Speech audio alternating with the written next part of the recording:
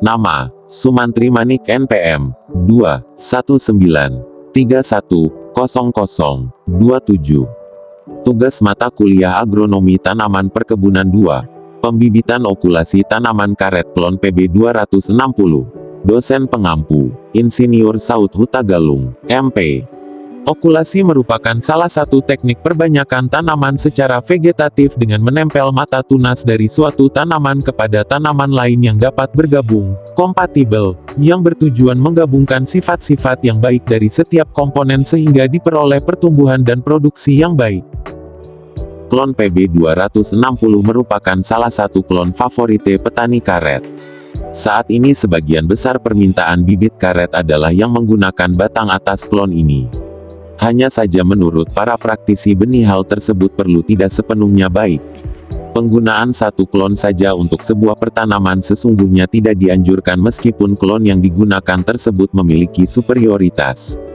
Pembibitan okulasi karet klon unggul PB 260. Berikut adalah dari potensi klon PB 260. Introduksi dari Malaysia. Umur matang sadap rata-rata 5 tahun. Pertumbuhan jagur, resisten, Corynespora collectrichum dan Oidium. Produksi lateks, 2,5-3,0 ton, HTK. Warna, putih kekuningan. Lateks diolah, sheet. Alat dan bahan untuk okulasi. Alat yang digunakan adalah, pisau entres, gergaji entres, tali rafia, mistar ukur dan alat-alat tulis. Bahan yang digunakan adalah, batang bawah dari kebun bibit karet umur 9 bulan dari klon PB 260, kayu entres yang diambil dari klon PB 260 untuk batang atas, parafin. Waktu okulasi. Waktu terbaik pelaksanaan okulasi yaitu pada pagi hari, antara jam 7.00 sampai 11.00 pagi. Hal ini karena pada waktu tersebut tanaman sedang aktif berfotosintesis sehingga kambium tanaman masih dalam kondisi aktif dan optimum. Apabila okulasi dilakukan di atas jam 12 siang maka daun-daun mulai layu. Langkah-langkah pembibitan okulasi tanaman karet. Pemilihan batang bawah. Batang bawah yang digunakan untuk bahan okulasi adalah tanaman karet PB 260 yang berumur. Langkah-langkah pembibitan okulasi tanaman karet 9 bulan dengan diameter batang tempat okulasi 2 cm dan warna tempat okulasi kecoklatan sehingga termasuk kategori coklat. Penyiapan batang atas. Penyiapan batang atas meliputi A. Penyiapan cabang. Kayu entres cabang.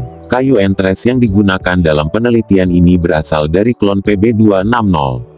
Entres disiapkan dengan cara memotong kayu entres menggunakan gergaji entres. Dalam penyiapannya, kayu entres ini 10 hari sebelumnya dilakukan pemotongan tangkai daun untuk menggugurkan tangkai daun sehingga mata entres siap untuk diokulasi. B. Penyiapan perisai entres. Selanjutnya dilakukan pengirisan kayu entres sesuai ukuran jendela okulasi yang telah ditentukan, diinginkan. Berikutnya dilakukan pengelupasan dengan hati-hati agar mata entres tidak rusak atau kotor. C. Pembuatan jendela okulasi. Pembuatan jendela okulasi pada batang bawah dilakukan dengan cara mengiris batang bawah pada ketinggian 10 cm dari permukaan tanah secara vertikal dengan ukuran panjang 5 cm dan secara horizontal, melintang 1 cm dengan ketentuan. Diiris pada bagian atas untuk okulasi buka atas, kemudian dikelupas ke arah bawah sampai 5 cm lalu dipotong daun jendela tersebut sepanjang 3 cm, tersisa 2 cm, pada bagian bawah. Diiris pada bagian bawah untuk okulasi buka bawah, kemudian dikelupas ke arah atas sampai 5 cm lalu dipotong daun jendela okulasi tersebut sepanjang 3 cm, tersisa 2 cm, pada bagian atas. Diiris pada bagian atas kemudian dikelupas ke arah bawah sepanjang 5 cm daun jendela tidak dipotong untuk okulasi tertutup. Penempelan dan pembalutan mata entres dilakukan dengan cara dan ketentuan A. Okulasi jendela buka atas dilakukan dengan cara menempelkan perisai mata entres dari atas ke bawah dengan hati-hati agar mata entres tidak rusak dan kotor dengan sisa daun jendela yang ada pada bagian bawah jendela sepanjang 2 cm dijepitkan ke perisai mata entres. Kemudian dibalut dengan tali rafia dari bawah ke atas dimulai dari 2 cm sebelum jendela okulasi sampai bagian atas jendela okulasi dilebihkan lagi 2 cm pada bagian atas jendela okulasi sebanyak 2 balutan, lilitan. C. Okulasi jendela tertutup dilakukan dengan cara menempelkan perisai mata entres dari atas ke bawah dengan daun jendela secara utuh dijepitkan pada perisai mata entres. Kemudian dibalut dengan tali rafia dari bawah ke atas dimulai dari 2 cm sebelum jendela okulasi sampai bagian atas jendela okulasi dilebihkan 2 cm lagi dari jendela okulasi sebanyak 2 lilitan, balutan. Kemudian pemeriksaan hasil okulasi setelah okulasi berumur 2-3 minggu. Balutan okulasi dibuka untuk melihat keberhasilan proses okulasi.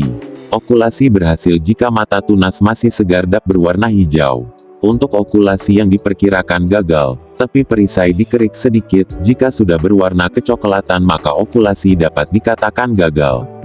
Setelah dilakukan pemerikasaan maka selanjutnya dilakukan penyerongan di mana menyerong merupakan memotong bagian bawah di atas pertautan okulasi untuk memacu pertumbuhan tunas di perisai mata okulasi. Okulasi yang dinyatakan hidup pada saat pemeriksaan sewaktu pembukaan balutan dilakukan pemotongan batang bagian atas batang bawah okulasi setelah 4 MSO dengan cara membentuk sudut 60 derajat 10 cm di atas jendela okulasi. Apabila berhasil, bibit yang telah diokulasi dapat dipelihara untuk pertumbuhan selanjutnya. Bibit dapat diambil dengan memotong miring bagian batang dengan gergaji setinggi 10 cm. Kemudian dilakukan pendongkelan atau pembongkaran bibit karet lalu lakukan pembersihan akar dengan memotong akar tunggang dan sisakan akar tunggang 20 cm. Stum yang telah siap untuk ditanam dimasukkan ke dalam polybag dan sudah terisi media tanam ukuran yang disarankan polybag 15 x 35 cm atau 18 x 40 cm. Kelebihan utama PB260 terletak pada tingkat produktivitas tanaman dalam menghasilkan getah karet. Bahkan dari penelitian disimpulkan bahwa produksi getah karet oleh klon ini termasuk yang paling tinggi di antara semua klon yang ada sekarang. Getah tersebut berpotensi bisa dideres ketika tanaman memiliki usia rata-rata 6 tahun dan didukung pertumbuhannya sangat tepat. Kelemahan dari penggunaan klon PB260. Jika semua PT atau petani menggunakan pembibitan klon PB260, maka tanaman karet sangat rentan mengalami serangan hama.